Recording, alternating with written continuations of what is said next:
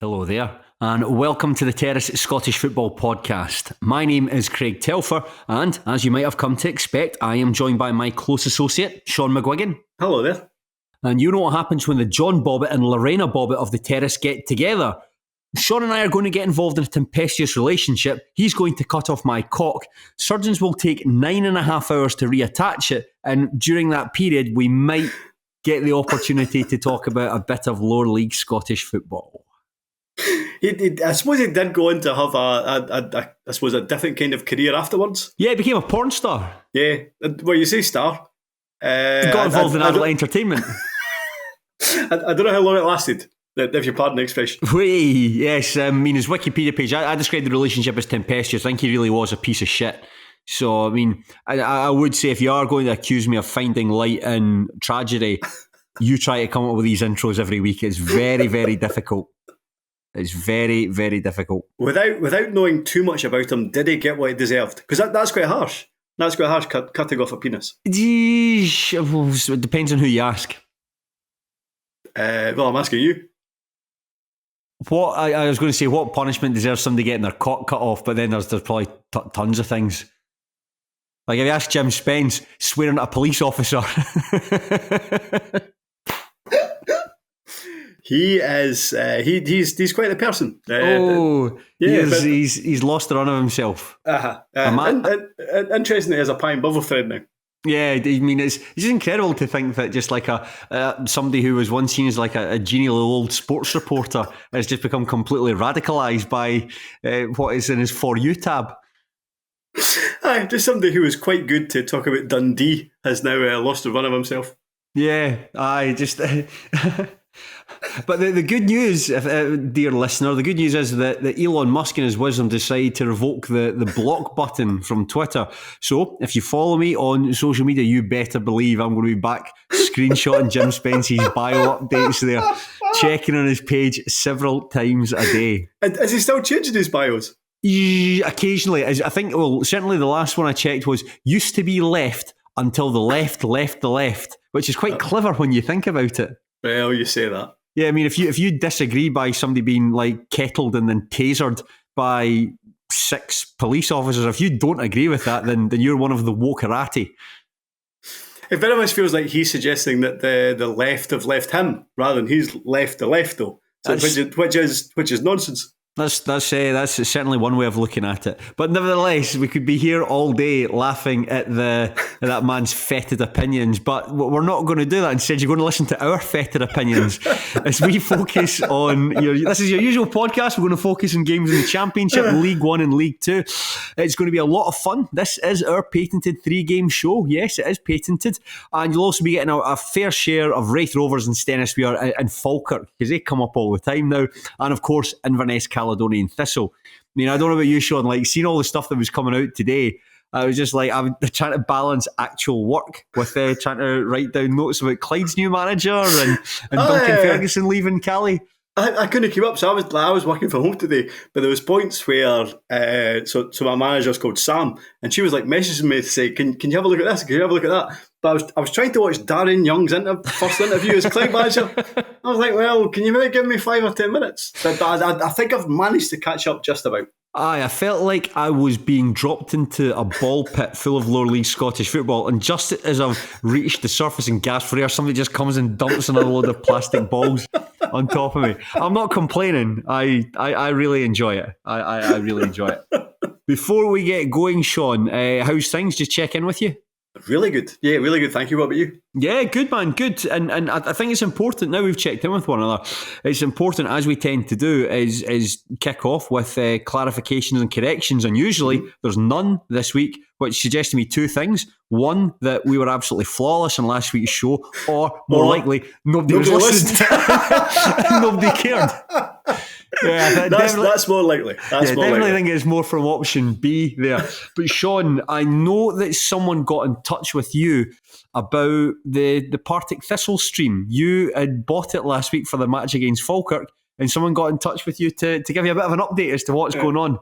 So what I believe is that the co-commentator apologised for I suppose on Saturday, for his negativity, I suppose. And I'll be honest, I immediately felt really bad for the fact that he done that, because I really felt that I was the catalyst for that happening. I suppose you say the catalyst. You just want a good stream where somebody's not completely down on the team the whole time. Yeah, and hopefully that's made him think a wee bit more. But regardless, I believe he's regarded as a bit of a Partick Thistle legend, and I did feel a wee bit bad that I may have had an impact there. Yeah, sometimes it's easy to think that your words in this podcast don't really have much of a reach. You think you're just doing it for your mates, and then someone gets in touch with you, tell you they were really upset about you slagging off their son on a previous episode, and it really changes. But enough about that. Good to have got that cleared up, and hopefully, much like last week, there's no corrections or clarifications, but we do hope people are listening. That's all we really want. Please do listen to us, because it certainly keeps the lights on for several people. But Shaughan, we'll start by going to the Championship, and we'll review probably it was probably the biggest game in the Championship of the weekend. Match between Ayr United and Livingston at Somerset Park. It became even a bigger game, with Falkirk beating Hamilton Accies 3-1 on Friday night. We'll talk about that just shortly. And it was Livy that came up on top. They beat them 2-1. Robbie Muirhead scored a lovely goal. Scott Pittman put them in the lead just before half-time. And although Conor McLennan's strike cancelled it out, proved to be nothing more than cancelled it out. It didn't cancel it out. It was a consolation. See, I should read these out before I actually start doing them. Anyway, Livingston have moved into second place. They're on 19 points. They're yet to lose a game so far this season. I think they're the only club in the Championship to have achieved that feat. Yep. But Ayr United have lost their last two matches. They're down into third with 18. And I suppose worrying from an Ayr United perspective, the two matches they have lost have been against the two best teams in the division, in Falkirk and Livy.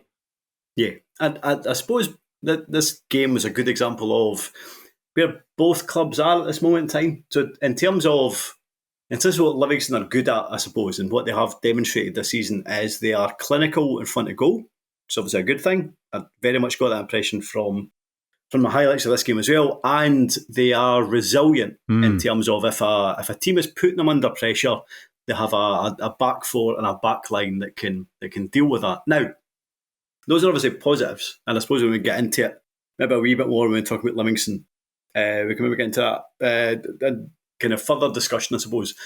But I do think that only gets you so far. So maybe we can talk about that later on when we get into Livy. In terms of Ayr, I suppose I was probably a wee bit more impressed by Ayr than I expected them to be, because I do think in terms of their injury crisis, in terms of the players that they have out, Anton Dowds especially, yeah, I've not necessarily written them off, but I do think I've moved them down from a title challenger to a team that is more chance of challenging for a playoff, certainly than that top number one spot. And that's exactly what I got from this, because overall, I think David Martindale kind of alluded to it as well. Ayr would have been disappointed at not getting anything from the game. But to be fair, George, like prior in the Livingston goal, didn't he have too many saves to make? And it was more a case of not taking advantage of the decent positions that Ayr got into, which ultimately undone them. But yes, a decent performance from Ayr, but it probably sums up where they are at this moment in time. And Livingston, yes, they're impressing me, but I still have a few concerns about them, I suppose. Yes, well, I've got a couple of concerns. Well, I've got one concern. What did you call the goalkeeper? John Pryor? Is it not George Pryor? It's Jerome Pryor. Jerome Pryor. Yeah, sorry. Because I was going to come on to that. Funnily, when I just saw his name as Jay Pryor, I wrote down John Pryor. He's Ducky from Pretty in Pink. He went on to 2.5 Men. Well, I don't know who Josh Pryor is, but that's who John Pryor is. Anyway, it's not him either. It's not him either. No, it's Jerome Pryor's goalkeeper made a couple of good saves. Yeah, I thought it's interesting listening back to the post-match interviews from this, and I think that watching from both sides. So this is it's a good chance to get to talk about Livingston again, because listen back to David Martindale, he really sounds like he's, don't want to use the word flourishing, but he seems to be enjoying himself far more than he was last year. Because if you remember, listen to his interviews last year, all he would do was complain about money. But this time around, he's actually talking about like winning games and tactics and so on. And it's far more interesting than somebody just saying, lend us a tenner all the time. Yeah, totally. I mean, it was like about 10 minutes of an interview, just under 10 minutes. And I really enjoyed it. He did mention budgets at one point, but he did allude to the fact that his budget this season is very much comparable to anybody else in the division. So he was absolutely fine with that. I suppose what I would say in terms of his interviews, and I think we'd have to go back right to the start of the season. Maybe it was the first game of the season, and we talked about Livingston, and he mentioned the fact that he was enjoying the fact that rather than spending whatever it was, the bulk of the week saying, right, here's how we try and stop the opposition playing, it's very much the fact that they can concentrate on, here's what we need to do.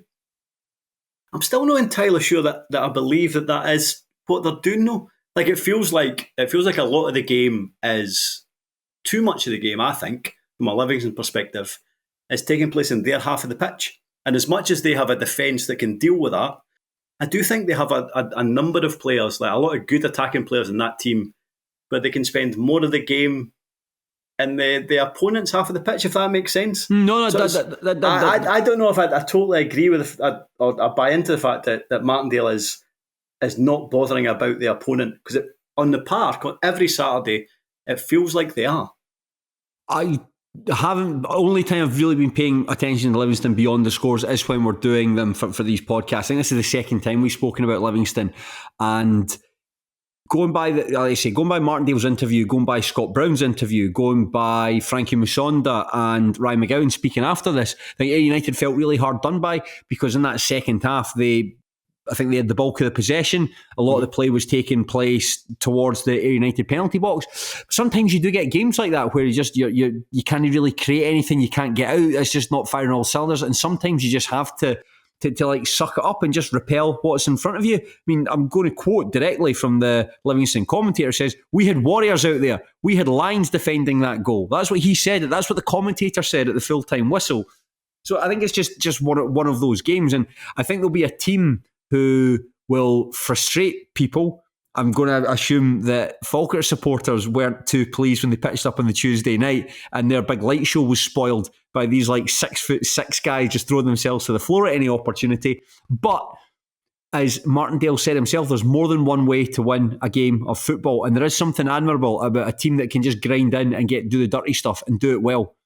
And that's right, but it kind of feels like we're now, whatever it is, a quarter of the season in, and the only way they've managed to get wins is grinding them out. There's been very few games this season where they've managed to kind of dominate a team. And I suppose by the same token, a bit like last season, we talked about Wraith Rovers constantly winning games by a single goal. I know it was like weird because Wraith would score in the last minute.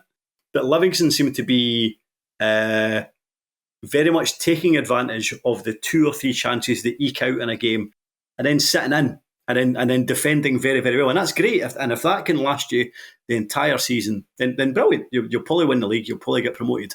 I suppose I have my doubts about the approach so far. And I just think that this Livingston team have enough kind of good attacking players to be a wee bit on the front foot, I suppose. Yeah, I suppose you're right in saying when you've got like guys like Robbie Muirhead, Tete Yengi, all like very like capable football players. Scott Pittman, apparently he had a very good game. Yep. Stephen Kelly, player I've always quite liked since seen him on loan. Stevie May. Pardon? And Stevie May. Yeah, and not so much now. He looks like Stevie May looks like somebody who was in EastEnders, left about 5 years ago and has come back and a different actor's playing the same character, if you know what I mean. Does that happen in EastEnders? It happens very frequently in EastEnders. Really? So actors and actresses leave the show as Jimmy McGee and then come back years later as Trevor McGee? No. The same characters will be played by different actors. Oh, right. Sorry. Yeah. Well, that makes more sense. Sorry. Yeah, sorry. That's what I'm saying. Like Stevie May looks like he left the show about 6 years ago and came back and it's a different actor playing the same character. That's what I meant there. God, I understand where you're coming from, but I do think that Stevie May is doing a good job in terms of, yes, he doesn't get anywhere near the amount of goals he did before he had his umpteen injuries, but in terms of leading the line and still doing a power of work, I still think he's doing a decent job. Oh, definitely. And I think it's like a player we're going to talk about when we talk about Dumbarton game, like Michael Ruth, for instance. Yeah. Doesn't necessarily score the goals, but Michael Ruth is just like, in terms of his like the running, like the way he picks his runs, his touch is so good. And Stevie May's probably just a higher caliber, more experienced version of that. Yeah, it kind of feels like that Stevie May had, if you go back, whatever it was, I don't know, 10, 12 years ago, it kind of feels like he had everything in terms of finishing, Yeah. or certainly been a completely different type of player. And it feels like his injuries have impacted him in such a way that he's had to learn to adapt to that. And I do think he's still a good performer, but yes, he probably isn't somebody who's going to give you 15, 20 goals, but he can certainly be a good kind of colleague in terms of bringing others into play. So yes, he very much has a role to play in that Livingston team. What sort of role do you think he played in setting up Robbie Muirhead's first goal? I mean, he was, I suppose, aided and abetted by Nick McAllister's poor distribution. But yes, I suppose he did play the ball into Muirhead, and I suppose regardless, it was. I mean, the finish of Muirhead was absolutely excellent. But he does sort of get done twice. I mean, he does himself in the first instance by giving the ball away, and then he's a bit sluggish. You know what Muirhead's wanting to do. He's going to come back onto his right foot, and he's a bit slow to try and keep up with him, and ultimately that's what cost the goal. And I know he set up the McLaren's goal. Was his ball into the box. Oakley headed it at John Pryor, and it was spilled right in front of McLaren. But not a fantastic performance from McAllister. No, and I know Scott Brown mentioned afterwards about individual errors, which I always kind of bristle a wee bit when you hear that in conversations with kind of lower league managers, because I think you're always going to get individual errors. I suppose what you're wanting to stamp out is players who kind of present individual errors all too often, and McAllister is probably one. But I suppose the thing about United is their injury record so far this season means that players that you probably thought would have been squad players more than anything else are now becoming first team players each and every week. And I suppose ultimately that's why they are on a run of form that we didn't expect when you saw the squad that they put together in July. Oh, definitely. I think that McAllister, no harm to him, but the fact that McAllister's coming in is playing on a week by week basis, maybe someone like Mark McKenzie, I think he's very much was still at the club as a backup to Dowds and to Oakley. And the fact that Dowds is out for the rest of the season means we'll probably be seeing a lot more of him. That's just unfortunate what goes alongside that. And I just think that it's easy to hang out with McAllister, but by the same token, the way that Livingston break from that pass was quite poor. You really sold the jerseys for that one. You put the team under unnecessary pressure. Aye, but that's you're right. It's a slack pass, but it's still. I feel you're taking it from a glass half empty perspective. There was still a lot of work to do from Robbie Muirhead at that point. I do think it's a stupendous finish. Yes, it is. No, sorry. I think I agree with you. I think we're taking away too much from Robbie Muirhead. It's a great goal, and it's like just the arc of the ball. I mean, you've seen the camera that's behind the goals that captures it, and just you see the way it curls into the side of the net, man. It's an absolutely stunning goal. But then one goal became two goals not long afterwards. This was Teti Yengi picks up the ball in Ayr United's half.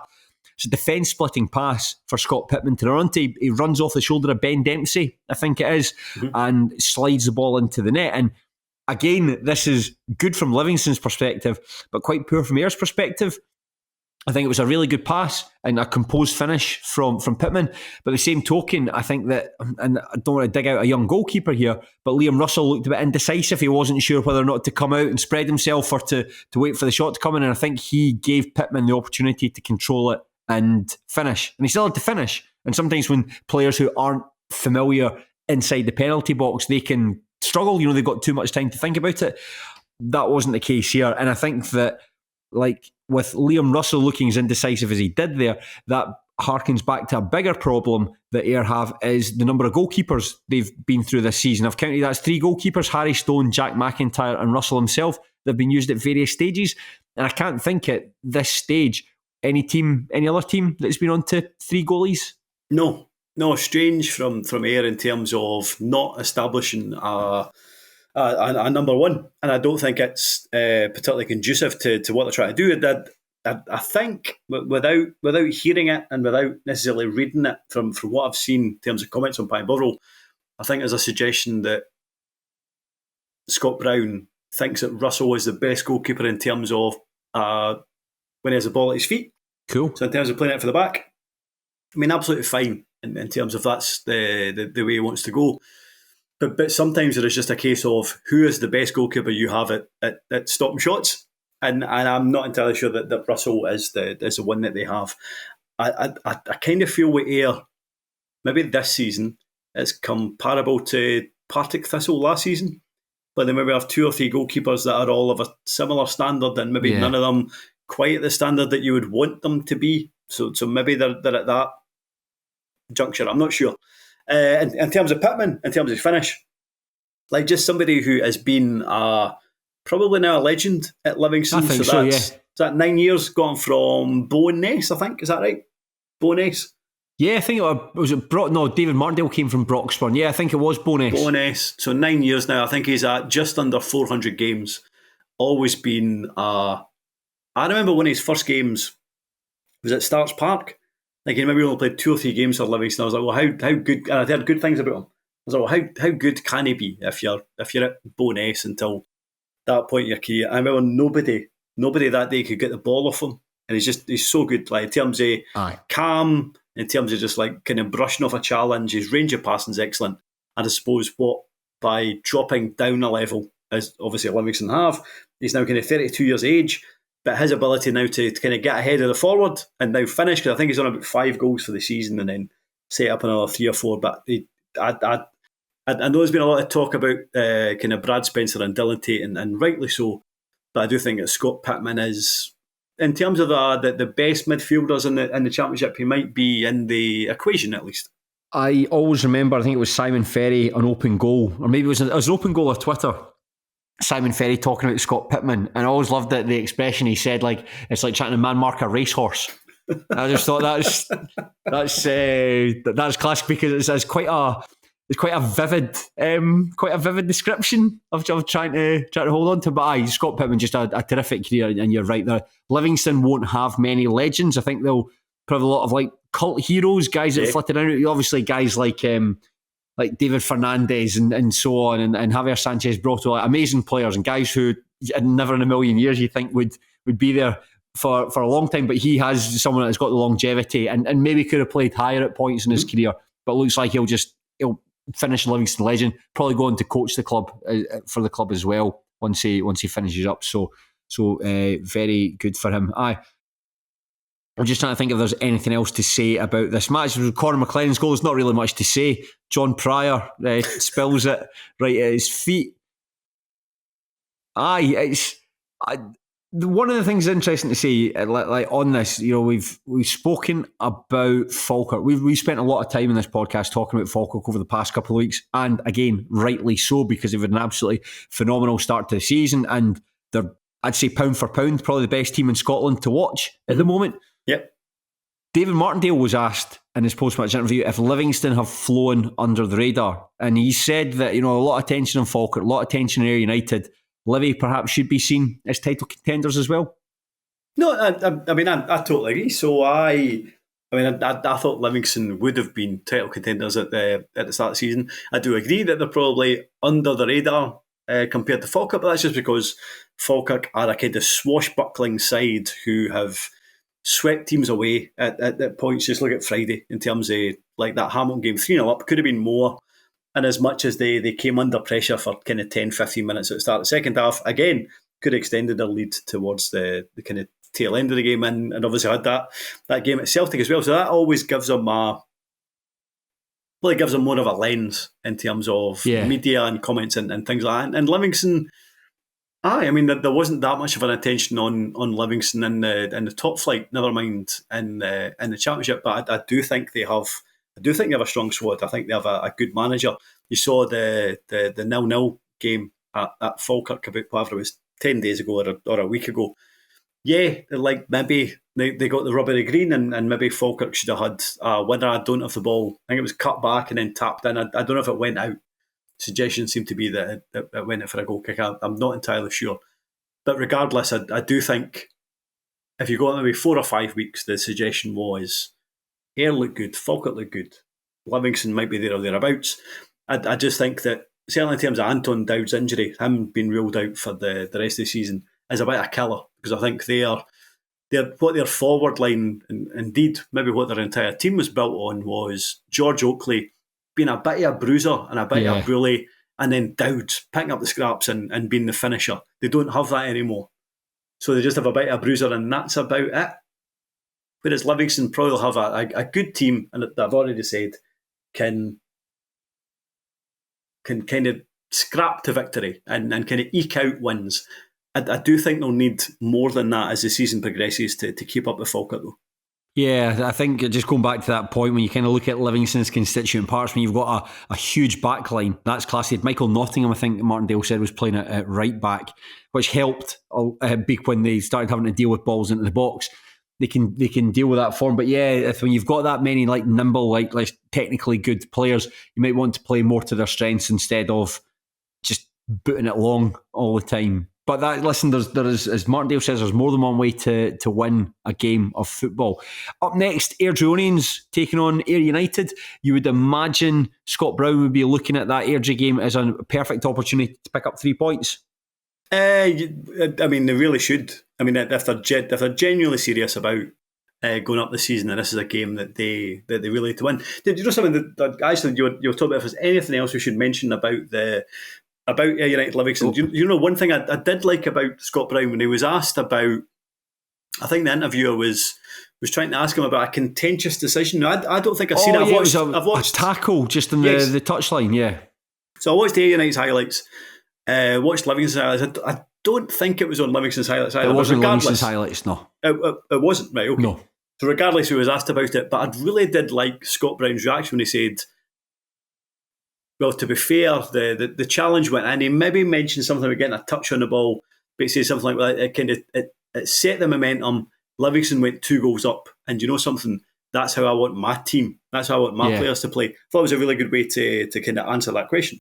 But anyway, regardless, in terms of this, we come in. I think Airdrie are in a real pickle.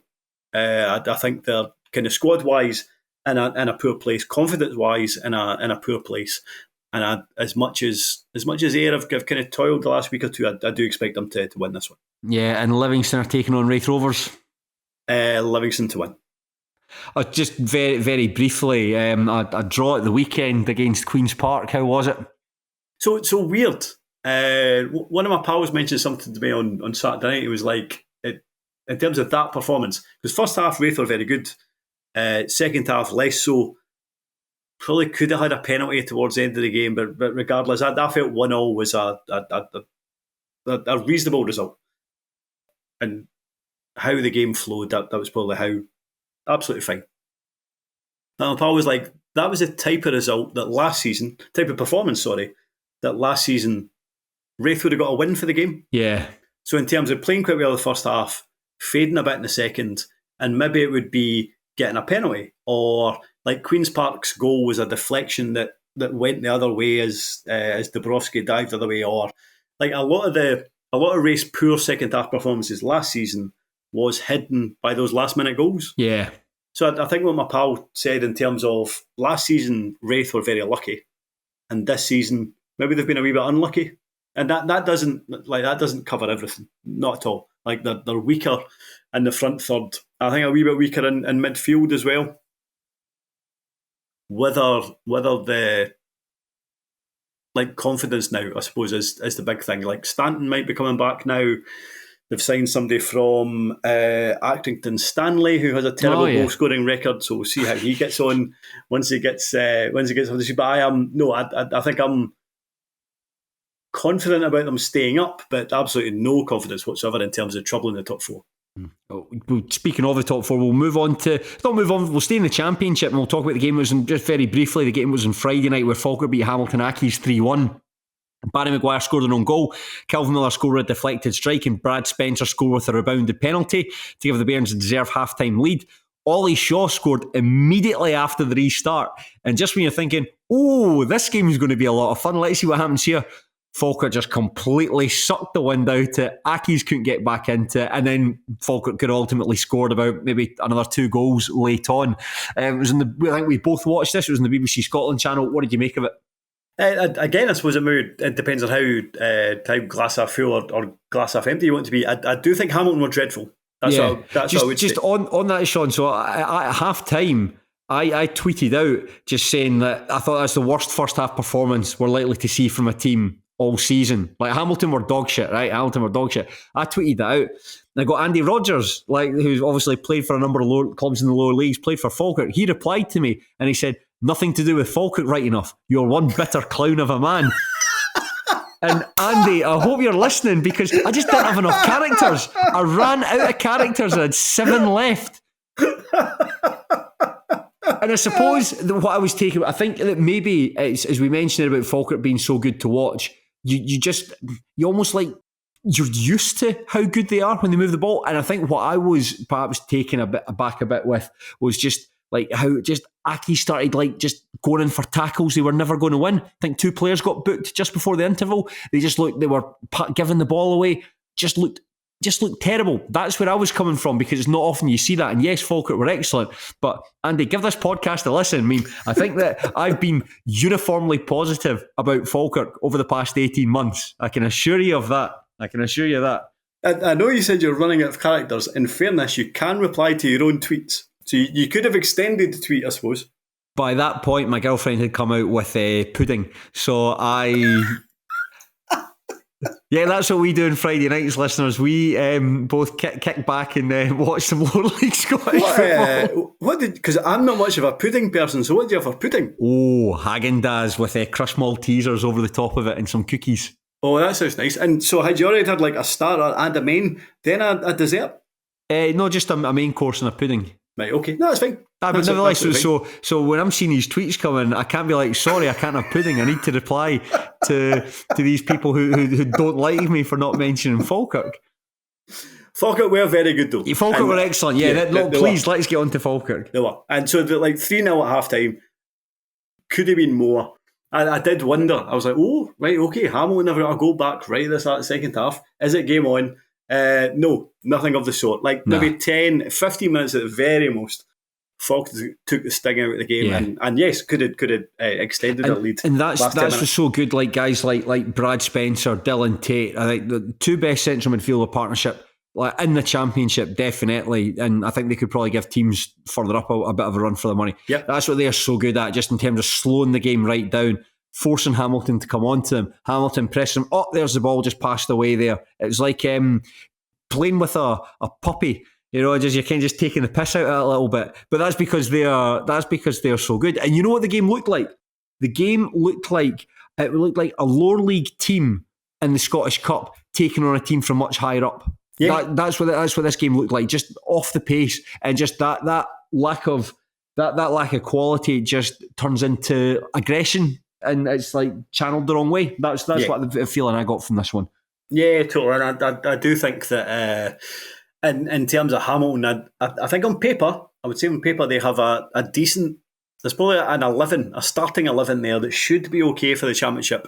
But whether John Rankin can find it, I'm not sure. But it really does seem to be in with the bricks.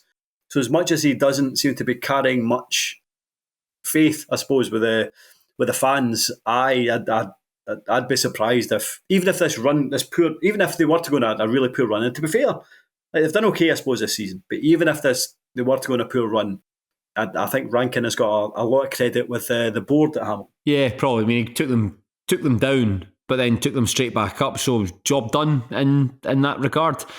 But just seeing that crowd just thinning out as the match went on. You know, the Aki's fans that sit to where the camera's facing on the right hand side, and just seeing that getting thinner and thinner every time the camera panned to that. And let's be honest, it was quite up where when Falkirk were attacking. It was up there quite often, but just seeing the crowd just dwindling further was quite funny. Very much. By about the 62nd minute, there was nowhere there in that closest section to the Falkirk fans. You know who had a really poor game? Ben Williamson, when he came on at half time. Yeah, and I know this shouldn't matter whatsoever, and this is just me being an old man now, because I am an old man. I appreciate I'm very much middle aged, but there was a point where he went to take a throw in, and he had the ball, but he started fixing his hair. Oh, And I was like, oh, fucking hell. Ben, for goodness sake, your hair doesn't really matter at this moment in time. Please just take the throw into somebody who is in your own team. Yeah, I but suppose he's somebody who's just struggled in general in that Hamilton side, and I mean whether it takes him giving himself a kick up the arse, or a new manager, or a new team, I don't know, but his career is very much kind of going downwards. I was going to think it was at Arbroath when he went on loan to Arbroath, and he was really good at Arbroath. Was that the season Arbroath were ended up challenging for the championship title? Might have been, and I think he was at the Dundee team that won the division. He was at Raith Rovers, but wasn't great. He was at Partick Thistle as well. I mean, he's been at some big championship teams, but it just feels like at a few of those clubs he didn't really impress whatsoever, and now we're very much kind of going down the way. Yeah, he's obviously Kai Kennedy, maybe. Yeah, I was going to say quite see it similar to that. A very good opportunity for Falkirk to extend their lead at the top of the table. They're taking on Dunfermline Athletic. And not to give too much of a peek behind the curtain, but we're planning on talking about this for a view from the terrace when we film tomorrow, Thursday, or this is Thursday, you're probably listening to this podcast at this point, listener. So there's sort of weird time shift. But I think that the consensus, certainly between you and I, is this could be about 4 or 5. Oh, aye. I think this could be an absolute hammer. I can see Dunfermline fans leaving this very early. It's just two teams who have come from the same direction, but have very much kind of paired off since they arrived in the championship. Like a team like Falkirk have quality and skill and pace in abundance, and Dunfermline are just kind of stodgy and slow, and I just don't really create. They've barely scored a goal this season, and I'd like defensively, I don't think they're particularly great. I can see Falkirk scoring early, similar to what they did at Hamilton.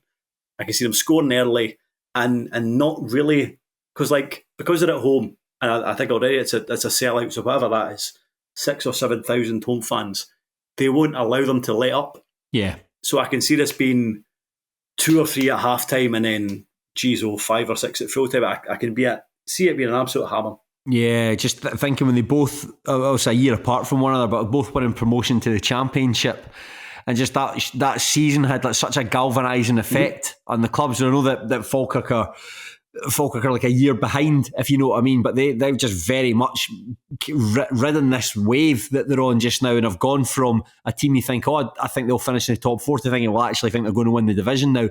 And compare it to Dunfermline, who have just been like make weights, and since they've been in the second tier, since they've come back. So, if I was a Dunfermline fan, I would find something else to do on the Saturday, and instead. Now, Shaughan, we'll drop into League One. We'll head to Gayfield, and this is where Arbroath took on Dumbarton.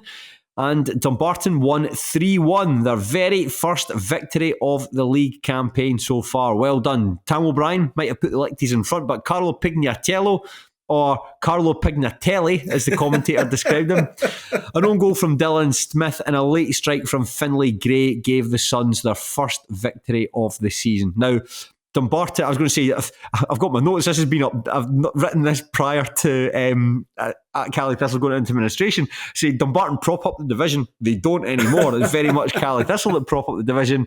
And so Dumbarton are 9th, and that'll be Arbroath in 7th. Then, what was your thoughts on this one? Do you know, I've now burst out laughing at this about 3 or 4 times. It was the very first line of the commentary from the Arbroath commentator, and I'll kind of read it back, and I know what he was getting at, but it just isn't the best expression. The guys will now be showing racism the red card. Obviously, we don't condone that. Now, I know he was getting that, but don't describe it in those tones. But regardless, in terms of the game, didn't see this coming at all. I think it's condone and condemn. They're quite.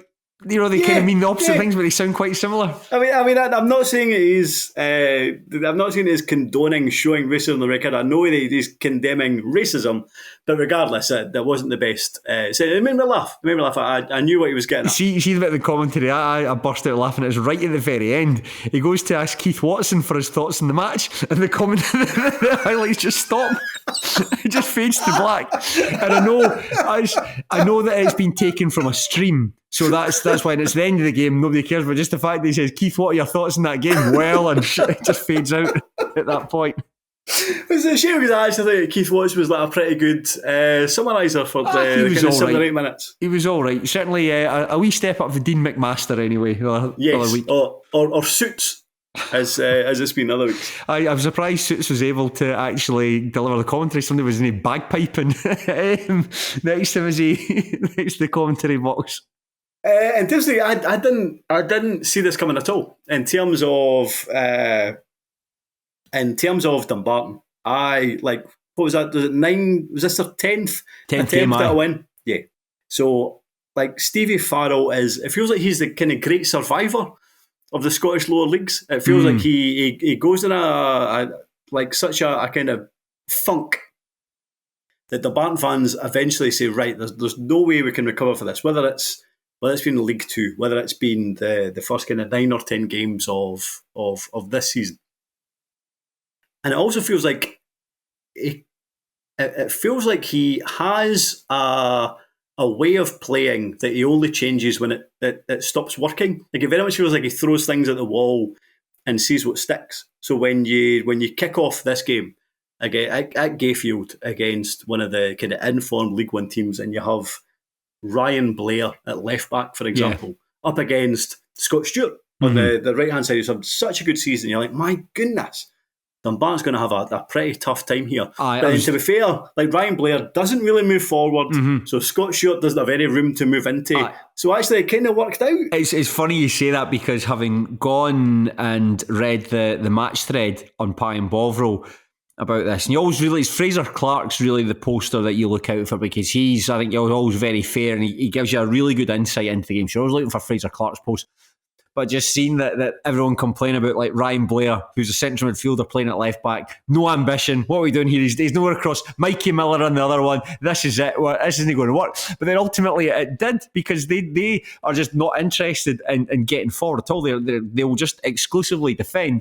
And ultimately it snuffed out like guys like Fraser Taylor, guys like Quinn Coulson when he came on, guys like Scotty Stewart. None of them really had much of an impact in the game, and so it worked. Yeah. Now, whether that's luck or whether that's by design doesn't really matter. But again, suddenly there's just a wee bit more belief in terms of this result, and I think in general, judging by what I saw, Dumbarton deserved their win. And I suppose the Inverness situation, it just gives everybody a wee bit more hope that maybe this season might be okay. And I think they've warranted this win like over the piece, because I think maybe over the first 5 or 6 games, it kind of felt like they weren't getting the results that their performances deserved. I think the last 2 or 3 games they have performed poorly. So to see them put in this kind of performance and get that kind of result was very much surprising, especially against Arbroath. Yeah, it surprised me as well. Dumbarton are the poorest side I've seen so far this season in League One. I obviously went to see Stennismuir take them on at the Rock. It finished 3-1 to the Warriors, and it was very much deserved. Like, really good performance from Stenny, really good performance from Matty Aitken in particular. And I just think, unfortunately for them, Mark Durnan was injured, and then Brett Long went off after clattering himself into the post. Big silly. And did your centre half no give him a doon? I don't know. I was looking the other way, scratching my neck at that point, just like this. And this is, he's down. He's not coming back up. So I don't want to comment on things I didn't see. But at that point, I just thought they just looked really like weak at the back and just like soft in the middle. And Michael Ruth is a player who, like we touched on earlier, I just think he's fabulous, but he just couldn't get into the game at all. They weren't finding him. And it was quite easy for Stennismuir ultimately at the end. And then you're coming up against an Arbroath side, and yes, I know they lost last Friday against Alloa in the SPFL Trust Trophy, but prior to that, I think it had been one loss under in the league, certainly under Hamilton and David Gold.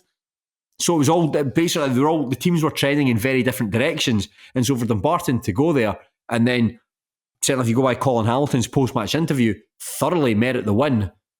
That is, a lot of people would have been caught out by that. Yeah, in terms of Colin Hamilton's post-game interview, I think I've only listened to David Gold talking after the game. I was thinking, can we get more of David Gold, please? can we get David Gold back, please? Yeah, Yeah, I mean, like with the greatest will in the world, with the greatest will in the world, so was I. You know who he There was a reminds you point of, where Colin Shaughan? Hamilton said, I can't, like he was asked about why the result had went against him. He went, I can't quite put my head on it. And we'll need to get our fingers together to discuss where it went wrong. You know who he reminds me of? You ever watch Friends? You know the guy Fun Bobby in Friends? Yeah. You know the episode when he stops drinking? that's who Colin Hamilton reminded me of in his post-match interview. It's the fact he said at one point he went, I mean, we never even had a shot at goal. I was like, well, wait a minute. It was 3-1. I mean, did you only turn up in the 13th minute and you haven't seen the goal? I mean, you've definitely had a shot at goal. To be fair, it was a very well taken goal as well. It's a ball in from Fraser Taylor, and I really liked how the commentator says, like, we're overloaded at the back. Just as this ball swings in, and there's Tam O'Brien, I think, great header, a diving header to put in, but it's like Jinky Hilton's the man marking him, and you think, oh, why? I mean, Tam O'Brien's a big strapping boy. You want Mark Durnan to be taking care of him. A good ball in, to be fair, in terms of Fraser Taylor, who probably wasn't quite as productive as he was against Cove Rangers, but certainly in terms of his set pieces and deliveries, certainly a kind of really good player that I would imagine will that Arbroath fans will enjoy watching, I suppose. Yeah, they certainly wouldn't have enjoyed, though, Pignatiello's equaliser, because it's Ruth. I mean, basically, in fact, I'm going to call him Carlo, like Pignatiello. Got to sound like Fowler trying to pronounce stuff, man. It's like infuriating listening to him. Everyone's got to be broken down for him, like phonetically. Pignatiello, it's not hard to say. It's not hard to say. I thought it was Pignatiello. No, Pignatiello. I checked it with Fraser Clark. Well, he'll know. He'll definitely know. You could ask him who was playing in goals for Dumbarton in like a fixture against East Stirlingshire in 1973, and he'd tell you. He'll know, even if it's a complicated spelling. But the fact that like Michael Ruth takes the ball, he's got two players around him. I think it's Jack Wilkie, just switches off and allows Pignatiello to come into the box. And it's a nice sort of flicked pass into him. But the fact that he's in the penalty box is allowed, he's got his back to go, to turn, look up and pick his sights. And it's a great finish, like outside of the foot curling effort. It's a really good goal. It should never be given the time to be able to do that. Yeah, I mean, you're right, it was a great finish. And to be fair, Keith Watson said, feels like we're a bit deep. And I mean, he's absolutely spot on, because we're like, he's maybe, 16 yards out as he finishes it. But there's literally defenders kind of rushing out to meet him. Yeah. I said, well, why? Like, you must have been about 5 yards out when you start to make that move towards him. Strange starting positions. Yeah, definitely. And it was Ruth that really made the goal. And that's someone I'd like to talk about. We spoke about him earlier, and I can completely understand why Dumbarton fans love him. I love watching him. I think if you were to just look at the naked statistics, you just think, well, he doesn't score very often. You know, he's probably going to be fortunate to get double figures this year. He doesn't assist too often. I'm going to imagine. That sounds really quite ignorant, actually. I don't think he assists too often. But just in terms of his overall play, I think he's the sort of player you really actually need to go and watch to appreciate how good he is. And my goodness, just the running, the touch. His touch is so good. It just being able to take kill balls when he's sprinting, and just having a player like that who's just I think he's much better than a lot of the players around him. Having a player like that, I find it, I wouldn't say unfathomable, because I don't know what his personal circumstances are, but just the fact that he's still playing part-time football, I think that why a full-time club like for instance Airdrieonians, why they weren't in a position, probably because he's not in the books of Concilium Sports. That's probably why he's not at Airdrieonians. But the fact that he's playing part-time football, I find that's hard to believe, because he's got, other than the goals, that he's got everything you'd want from a striker. Yeah, agreed. And I know we both said that we were quite surprised when Dumbarton managed to kind of tie him down for another, well, it was a year or two, I'm not entirely sure.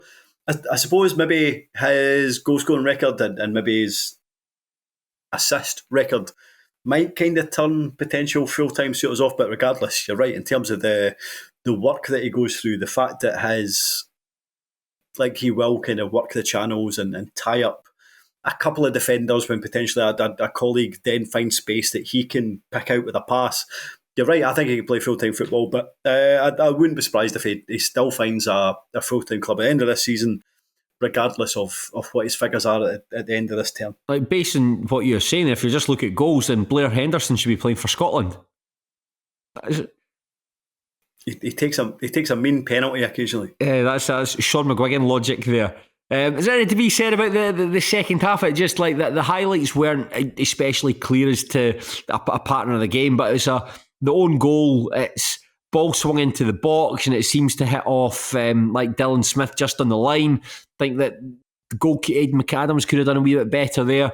And then the third goal right at the very end, it's a jaunt down the left from Tony Wallace, flicks the ball into Finlay Gray. And I think for this, like Wallace gets a little bit of luck here because I think it takes a nick off Scott Stewart's foot, and that unfortunately steers the ball, takes a bit of the weight off it and steers the ball right into Gray's path to slot it into the net. Yeah, no, I think you're right. And in terms of the second goal, I think like came from a corner. I think like Arbroath had a defender on the front post. Aidan McAdams, it looked like he expected him to deal with it. It wasn't dealt with. He then kind of didn't have a reaction time to deal with it. Then I know initially the commentator said that it was steered home by, was it Ross that he thought fed, and from a Dumbarton perspective. Yeah. But no, I think it was an own goal from Dylan Smith, but I wouldn't necessarily impart any blame on his behalf. No. Anything else to say about these games? Don't think so. No, up next, Alloa Athletic versus Arbroath, effectively a repeat of the game from last Friday. I think what will happen is Alloa won't play particularly well, but win 1-0. Honestly, man, I don't know. Did you watch the BBC Alba game on Saturday night? I got home for about the last 25 minutes. Oh, man, it's a sickener. If people don't know what we're talking about Stennismuir 0, Alloa Athletic 1, where Stenny, like, unfathomable. Like, I'm going to use the word unfathomable this time. It seemed unfathomable that they didn't take anything from this game. Basically, just hit the post and the woodwork 3 times, missed a 4-on-1 breakaway counter-attack. And you think, oh, we were unlucky, but then if you muck up a 4-on-1, you deserve what you get. And the goal, that's not bad luck. No, Alloa's goal, it's actually really well taken. I was watching it back. I remember watching it at the time. I was thinking, could Darren Jameson maybe done a bit better there? But then when Rankin takes his shot, I don't know how this works. I think this is completely against the laws of physics. The ball seems to speed up as it goes towards the goal line, and I think it completely catches him out in that regard. So I thought, because I was home by the time that goal went in, so as I watched it initially, I was like, oh, Jameson should have done better there. But actually, see, like, obviously they showed it 2 or 3 times in a replay, and actually every time they showed it, I was like, actually, yeah. I think it would have been if he had managed to save it, that would have been a very, very good save. I think you're right. I think you're right. It's still felt just a wee bit slow, but then aye. So I think that's Alloa now. I've beaten Stennismuir twice, and I don't like saying this because it does sound like sour grapes. It does sound bitter, but I haven't been that impressed by them. I think even their own fans are thinking they've been functional rather than good, I suppose. I was on the Wasp Net. I got invited onto the Wasp Net's podcast last Monday with Kevin Gallagher and Kieran Mooney. It's great fun. Like, really enjoyed going on and getting a chance, like any chance to talk about. I always like having been invited on to say like Falkirk Daft podcast and to go and do the Wasp Net's podcast. They're great fun because I talk to you all the time, and you and I have got broadly. I know what your opinions are on certain things, and that's always good. But when you come in to speak to other fans and talk about their clubs and get their perspectives, I think that's class. I think that's what their consensus was as well. That Alloa are getting the results. I mean, they're top of the table, but they've done it without necessarily playing well. So it's not sour grapes. It's just that I think there's probably the kind of thing to say more to come from this Alloa team. But perhaps that represents the fact that in general, and not necessarily the excitement factor of League One has regressed, but certainly in terms of the teams that you would expect to be at the top, like their quality has regressed. Like there isn't a full-time team. So immediately that opens up I know Queen of South are full-time, to be fair. However, they're the worst of full-time team, I suppose. But there is definitely a window of opportunity for a part-time team, because I do think that this season League One is quality-wise as low as it's been for a while, and that doesn't. I No, I I don't know what mean you that mean. as a criticism, if I know that what you makes mean. sense. I know what you mean. Like I posted about that in Pie and Bovril, and this was on the match thread about the Alloa game, and I said, like, having seen all the teams in the division, I've been to every league game that Steny have played in. Like I don't necessarily see it as a lack of quality. I see it as like really competitive, and the fact that the division is as tight as it is, you still don't know who the favourites are in the division. You would go for Queen of the South. You'd probably look at like Alloa have been up there, Montrose have tended to be up there. You'd look at teams like that, but chuck in like Kelty Hearts, like Stennismuir, for instance. Mm-hmm. It's hard to make sense of compared to the rest of the divisions. Yeah. Alloa fan replied and said, "Well, having been at that level for a while now, they've seen season on season decline in quality. So this Alloa side, who they would in previous years ostensibly would be a mid-table League One team, they're top in the division at the moment." But I suppose that's fair enough because, like, where did Alloa finish last season? Were they third, fourth? Fourth, they go fourth. And I think that's fair enough in terms of the No, loan sorry, players. it was third. It was third. Beg your pardon, third. So in terms of the loan players that propped them up last season, and I mean that in the greatest way possible, they don't have them. So I do think this Alloa team is weaker than last season's. However, I do think they've got a far better chance of winning this division this time around than they did last season by definition. No, fair enough. And up next, Dumbarton are taking on Inverness Caledonian Thistle. Now, Cali Thistle on Friday, on Friday, it was announced they'd gone into administration. This was something that we long expected to happen. First Scottish team to go into administration since Heart of Midlothian in 2013. And so on Tuesday, they were deducted 15 points. You can tell how I've written my notes out for this one. Started this on Monday and didn't properly update it. Tuesday, deducted 15 points, bottom of the table on minus 3 points, and now they're 12 points behind Dumbarton. And on Wednesday, we saw the first casualty of administration. Duncan Ferguson and his backroom team. He's left the club alongside Gary Boland's assistant and the goalkeeping coach, Stuart Garden. And yeah, I mean, what's your thoughts on what's happened at Cali now that it has actually been confirmed what we were all anticipating? I mean, it's frightening in terms of what can happen. I mean, I know I always get a wee bit.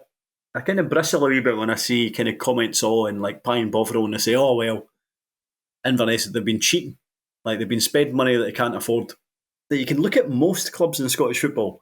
Like most of them are kind of running at a loss. So if you think that clubs are cheating by running at a loss most seasons, then that probably constitutes most teams. So that kind of gets on my nerves. So I don't think it's impossible for any Scottish football team to be in maybe not as bad a situation as Inverness, but certainly a concerning situation. In terms of where Inverness are, from a fan's perspective, I think it feels like most Inverness fans are. It feels like they've pressed a reset button. I don't think it's quite as simple as just pressing a reset button and paying pennies in a pound for what you owe. I think it's a wee bit more complicated than that. And I think if I was an Inverness fan, I'd be a wee bit worried about how they get out of this. And I know, like, football fans don't want to be talking about CVAs or whatever. Like, they want to be talking about, "Oh, that was a good win today," or moaning about the referee after the game and things like that. But I think the next 18 months to 2 years is going to be very, very difficult. If you want to think about positives, I do wonder if Duncan Ferguson not being there and then having somebody else in charge of the playing squad might be a benefit. We'll see in terms of what the administrators do. It's hard to tell in terms of what the administrators do with the playing squad, like whether Billy Mackay, for example, is let go or whatever. We'll need to see what the makeup of that squad is going into the rest of the season. I suppose if you want to have a glimmer of hope, and I suppose it's an imperfect comparison, but the one that is often brought up is Dundee back in 2011. Is that right? 2011? Defiant season. Yeah, absolutely. So a 25-point deduction, and obviously off the park, everything was an absolute mess. Everything was a shambles.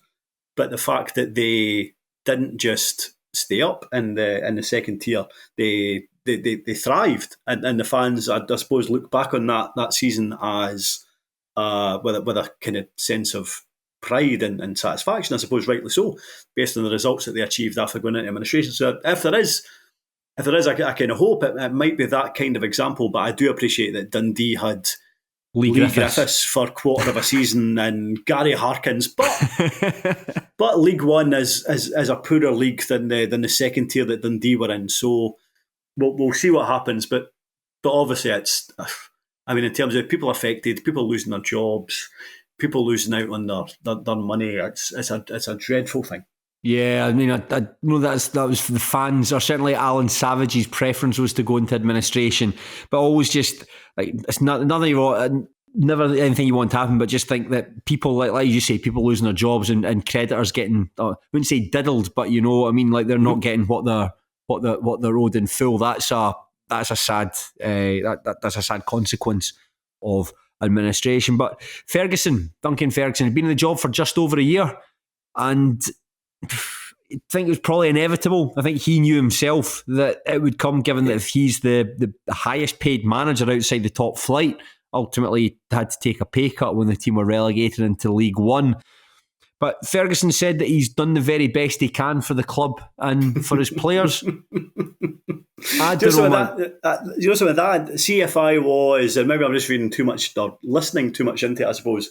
But see, as soon as I listened to him say that, I was thinking, right, if I was Aaron Doran, I don't think I'd be agreeing with you. Or if I was Mark Ridgers, I don't think I'd be agreeing with that. And maybe it wasn't Duncan Ferguson's job to be informing them of the fact that they didn't have a contract for next season. However, if I'm the manager of Inverness, and if I'm somebody who is apparently looking out for each and every one of my players, if I thought that nobody from the board was going to be informing Ridgers or Doran or anyone else, then I'd be picking up my phone and I'd be explaining it. So I don't think I necessarily agreed with what he was saying today. So that kind of stuck in my craw a wee bit. There was a tweet from Andy Moffat, who hosts the Wine and Shuffle podcast. Mm-hmm. He talked this. I'm going to read the tweet out word for word. He said, like, laudable altruistic gestures in recent months, but complicit in the Kelty move, silent and appalling treatment of players, gutted the recent championship side, filled it with loans and got relegated, eye-bleedingly inept football, and didn't back our young players. So it felt with Ferguson as well. I mean, I probably broadly agree with what Andy's said there. But with Ferguson, it's like we'd always look out for his off-the-wall interviews, and he'd say something one week and then just contradict it the next week. Like he talked about how it would be impossible if they went into administration, it would be impossible for them to stay up. And then he's interviewed and says, well, it depends if they can keep the more experienced players and they've got a good chance of staying up. So which is it? I mean, it's just, I mean, in terms of, there's been a kind of an expectation about, so I think in terms of Duncan Ferguson, so because I'm bitter and because I'm a Wraith Rovers fan that was in attendance when he headbutted Jock McStay and wasn't entirely happy when he said he was never going to play for Scotland again, and I've really bought into this entire kind of cult hero, but I fully appreciate that I'm probably in a minority and that Duncan Ferguson has been a kind of cult hero for a lot of Scottish football fans. But in terms of expectation versus reality, this has been the biggest drop since Idris Elba started punting skyboxes. So it's just like, wow, Duncan Ferguson, he'll be so cool when he comes in. And it's just like, no, he's been absolutely fucking murdered. If you remember his first game in charge, the win at Arbroath, it was the first time they'd beaten, was it the first win of the season? In fact, I don't think it was, it might have been actually, I think they'd got off to a horrendous start under Billy Dodds. First game of the season, and that's him. He's over there with the Arbroath fans, and you think something's like, I'm not sure what he's like tactically.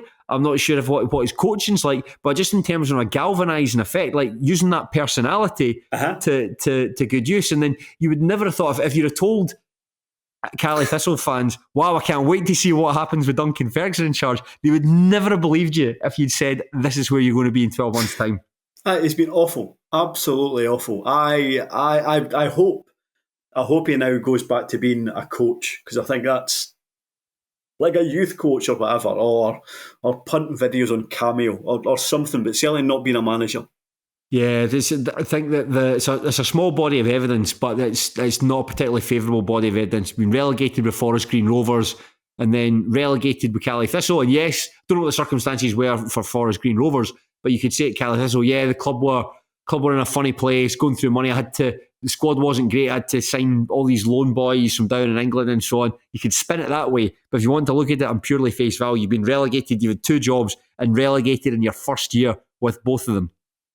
Remember when he was appointed manager and last season, and basically what they really had to do was kind of rejig the squad up front. And in the January transfer window, he signed about 8 centre-halves. Like that. That to me would suggest he's not a great manager. That's probably one of my overriding thoughts on the matter. Yeah, just it's like, they say like Pep Guardiola wants to build a team full of central midfielders. Duncan Ferguson wants to build a team full of central defenders. So like somebody posted his stats, like he managed Inverness Caledonian Thistle for 53 games. He drew 20 of them. That's like a 37% draw record. More draws than wins or losses. That's remarkable. Which isn't bad if you've got a good amount of wins in there as well. Yeah, that's he just. He didn't. He didn't. I mean, where do you think the club go from here? I mean, I started listening to the Wine and Shuffle podcast, but I think early doors Andy said something like, "This isn't going to be a doom or gloom podcast." It's like, for fuck's sake. I still listened on to it, but I'd listened to about 20 minutes or so before I got in the house. And I think the overriding feeling is that administration is going to be difficult, but it's ultimately in the club's best interests. So I think, funnily enough, if they can appoint a manager who does have the galvanising effect that we maybe thought that Duncan Ferguson would bring, then I think they might just have enough about them to stay up. But as it is with most managerial appointments, I suppose, it's absolutely key. I mean, a 15-point deduction, that's a lot to get around, and it feels like they need to do it like really, really soon. Right. And bear in mind, we expect players to be released. Whoever they appoint as manager is absolutely key. Right. Hear me out. Someone who's used to working with young players, working in difficult circumstances, incredibly optimistic disposition. You know exactly who I'm talking about, don't you? Is it Daniel Lennon? No, I was going to say Michael McIndoe. They need to go in and get Michael McIndoe from Edinburgh City. I thought you were going to say Daniel Lennon. No, not Daniel Lennon, but no, McIndoe. McIndoe would do a job. Did you watch his interview, by the way, on the Edinburgh YouTube page? I didn't know. You said it was kind of you thought it was okay, but no better than that. It was very much. It was quite LinkedIn.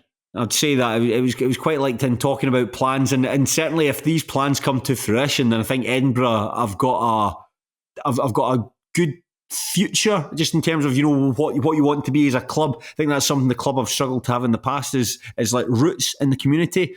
But certainly they want to have all these youth teams and they all play the same way, so the players can move up the ranks and get into playing for Edinburgh first team. Very ambitious, I'd say that. Very ambitious.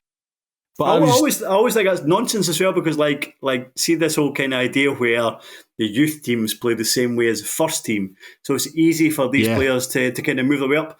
But what generally happens is the first team manager doesn't stay there that long, and presumably the next manager then wants to play a different style of football. So I always think that's a bit of nonsense.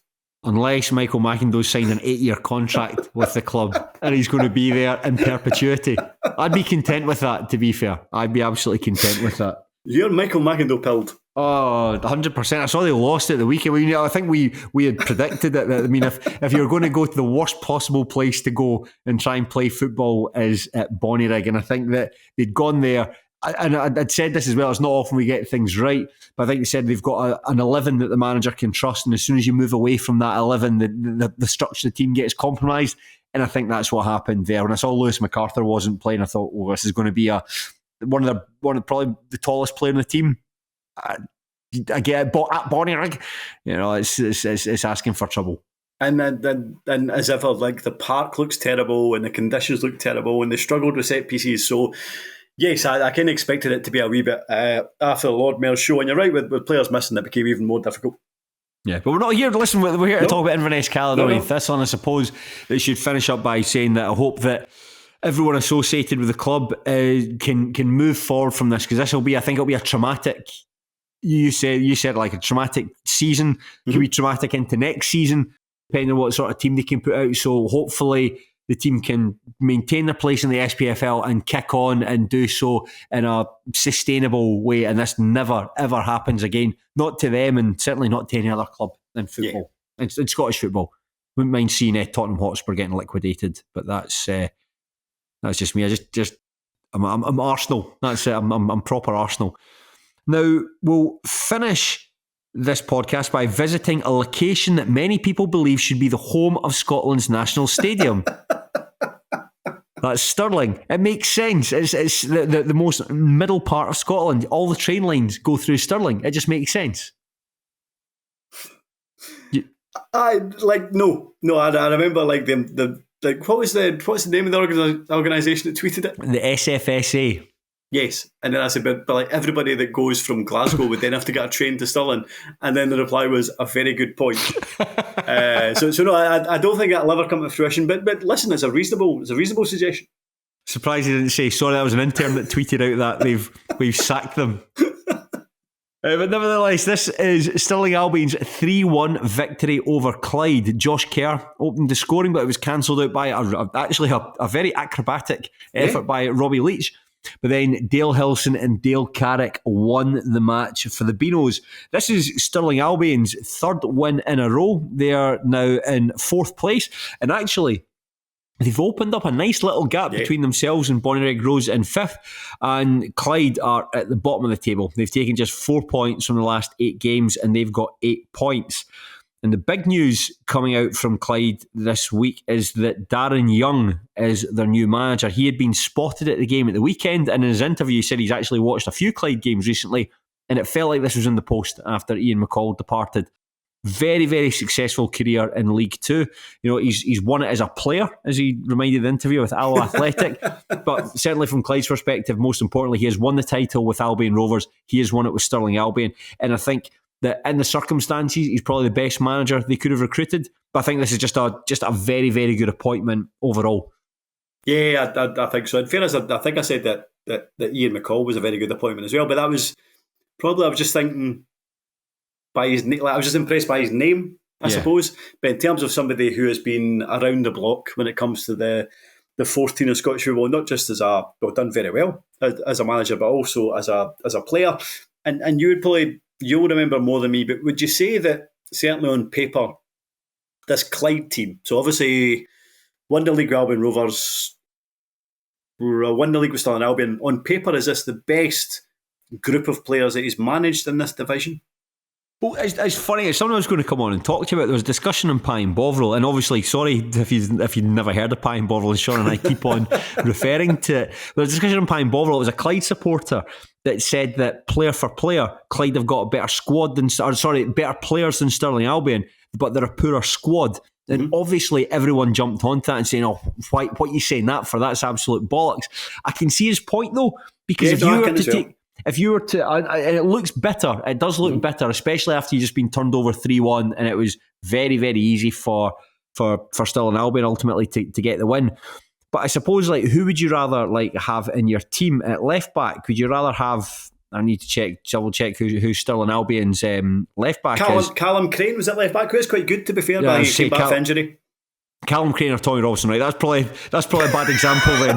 I thought you were going to talk about some 12-year-old dumpling that they've got on loan from Hearts. But there you go. For instance, would you rather have Jack Harkness at the back, or would you rather have Lee Hamilton? You want to go Lee player Hamilton for player? Yeah. I mean, in midfield, do you want to go for someone like Ricky Waugh, or do you want someone like Andy Murdoch?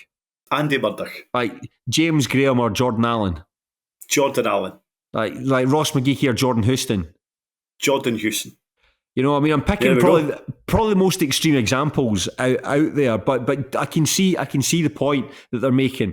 I think that on his hands, he's got an unbalanced squad that he's coming in to work with.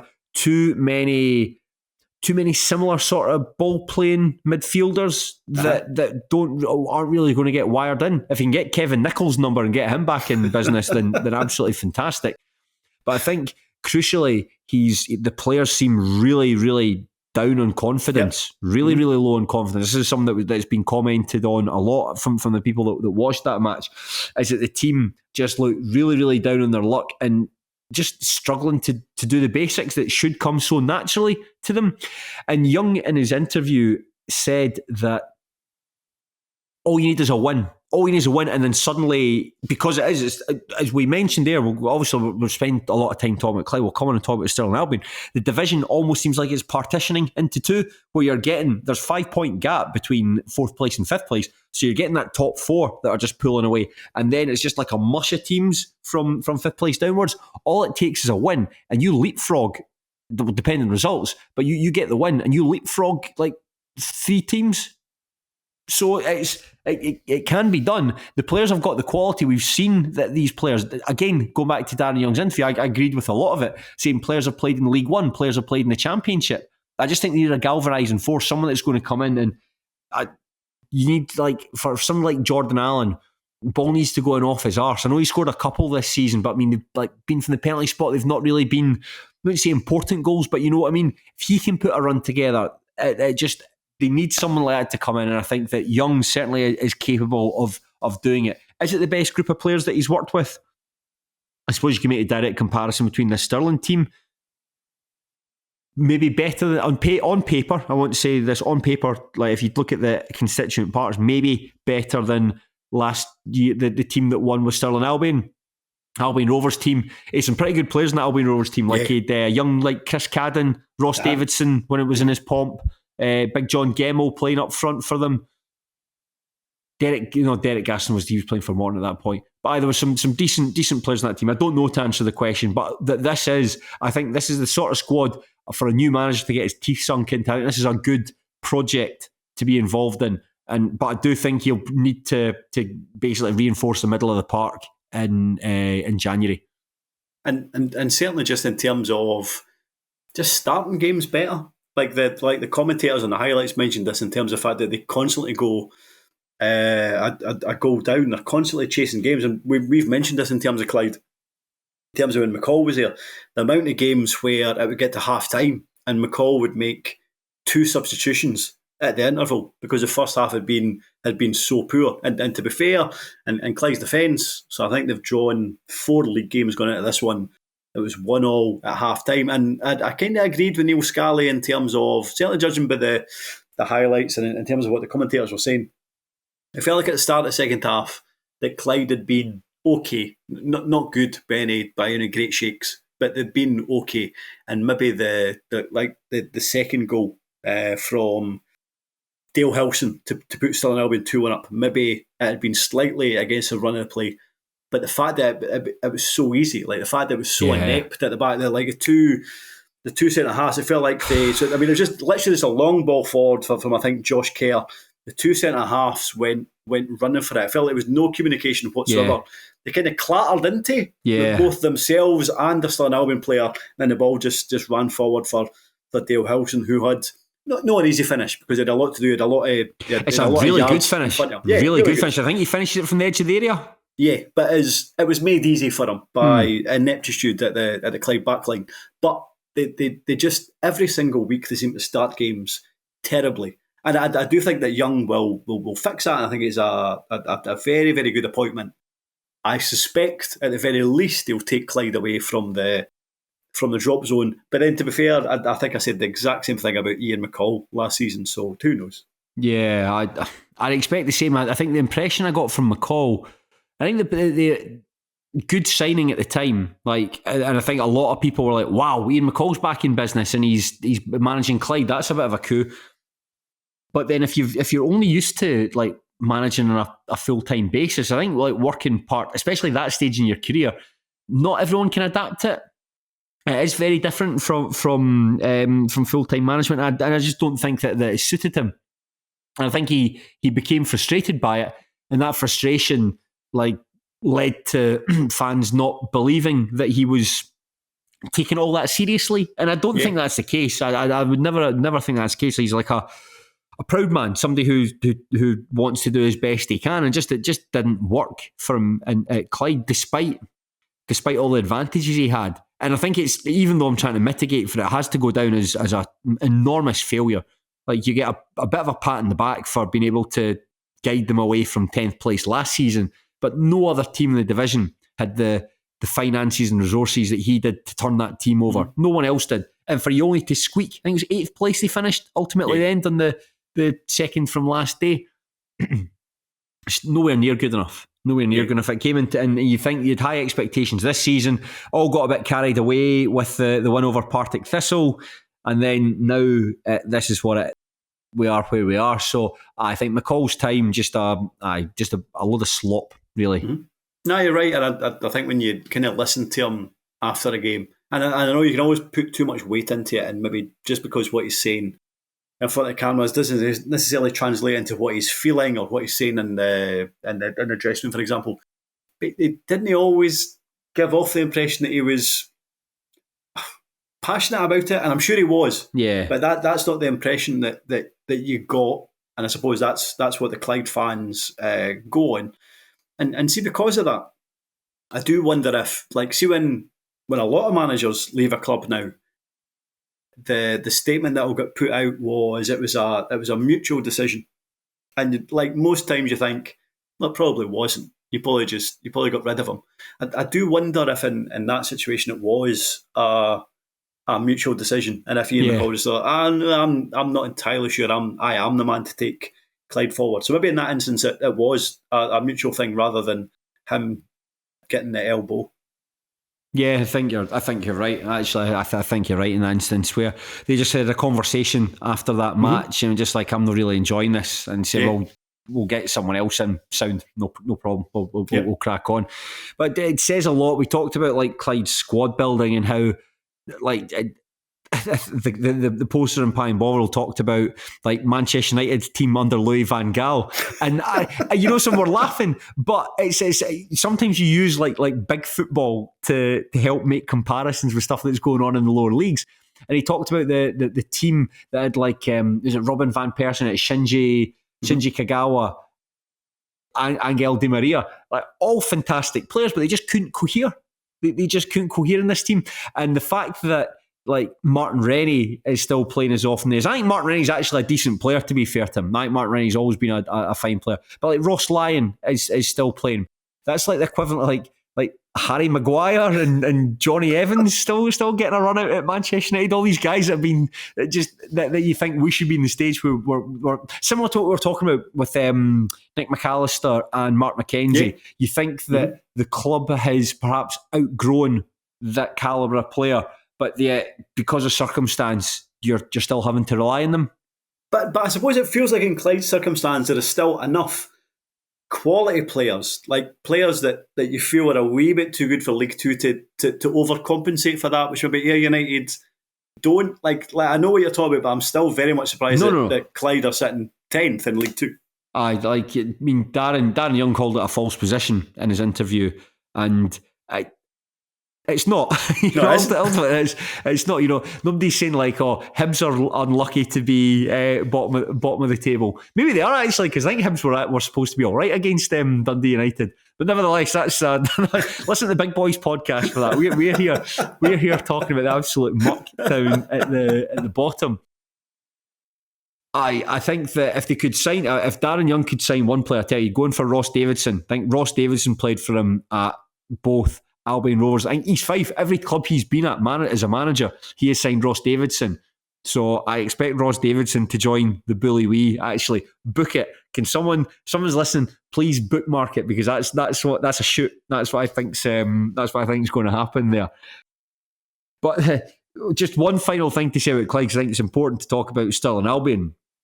Like the third goal, Dale Carrick's goal, like Josh Kerr, it does seem to hit his hand. Like the ball does seem to kind of bounce and hit off his hand, right?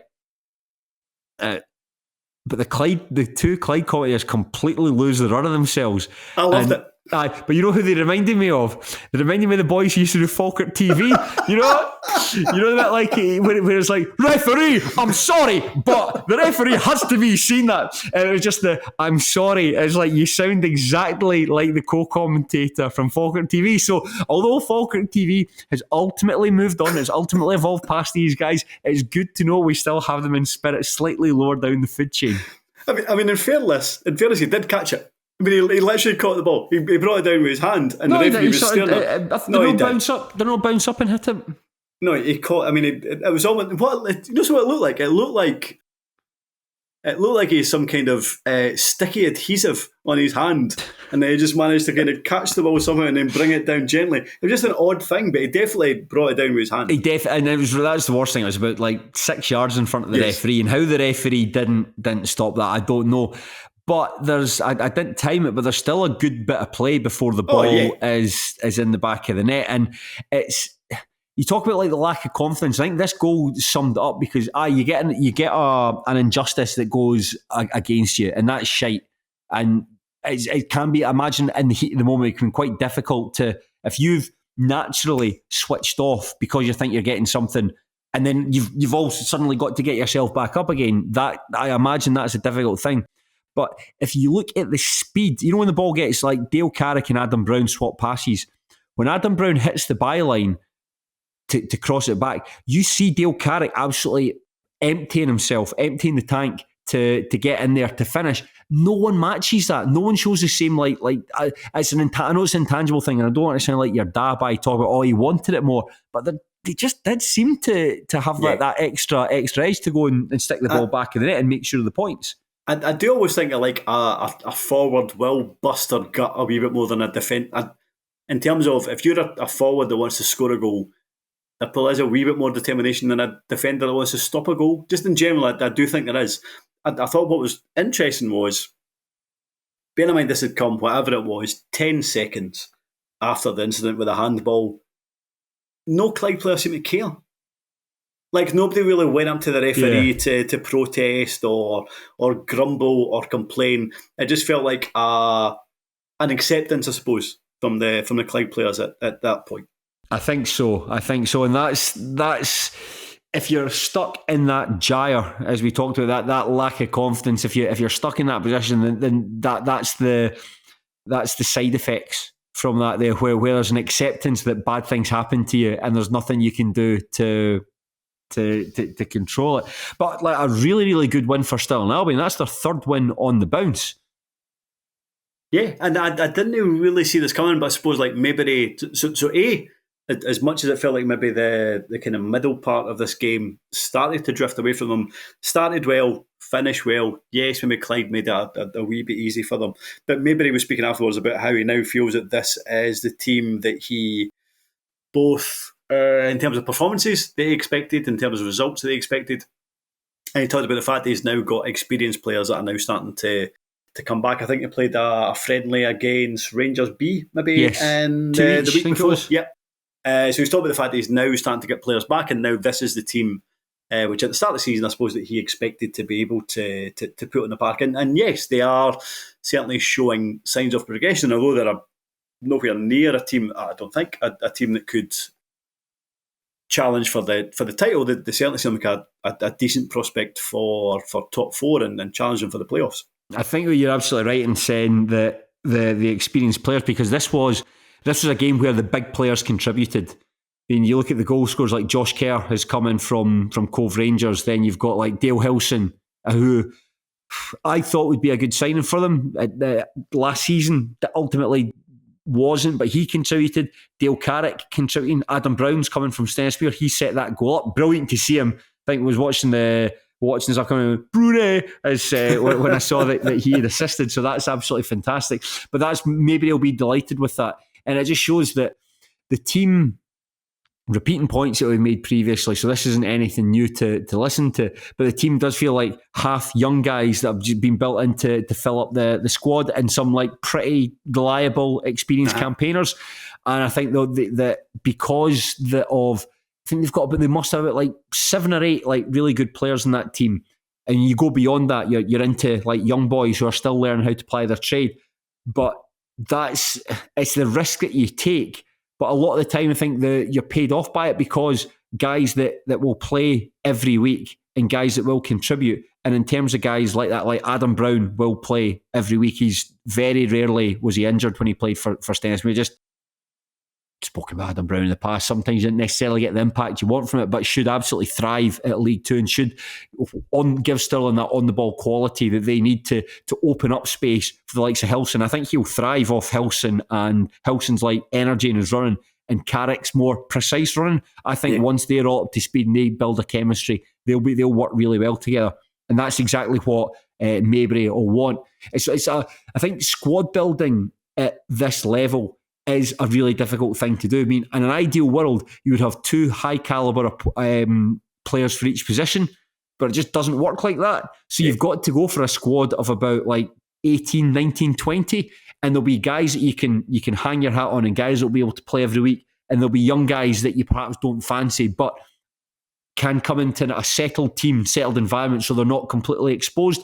And unfortunately, some teams, just because of finances or whatever, don't necessarily have that. Clyde don't have any of this. So that's the challenge that Darren Young's got. But certainly, it's a challenge that, based on the last 3 matches and based on the season overall, it's certainly a challenge that Alan Maybury and Stirling Albion are rising to.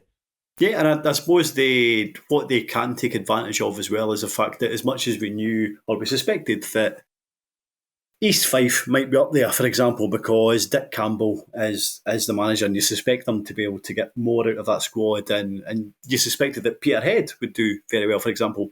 But we also thought that Spartans would be pretty good. That doesn't seem to be the case. We thought that Clyde would be good. That doesn't seem to be the case.